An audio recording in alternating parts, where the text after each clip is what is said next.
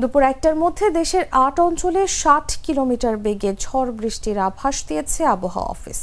এসব এলাকার নদী বন্দর সমূহকে ১ নম্বর সতর্ক সংকেত দেখাতে বলা হয়েছে।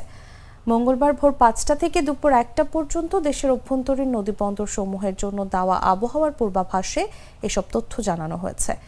এতে বলা হয়েছে, যশোর, খুলনা, বরিশাল, পটুয়াখালী, নোয়াখালী, কুমিল্লা, চট্টগ্রাম এবং কক্সবাজার অঞ্চলসমূহের উপর দিয়ে দক্ষিণ বা দক্ষিণ পূর্ব দিক থেকে ঘন্টায় ৪৫ থেকে ৬০ কিলোমিটার বেগে বৃষ্টি বা বজ্রবৃষ্টি সহ অস্থায়ীভাবে দমকা বা ঝোড়ো হাওয়া বয়ে যেতে পারে।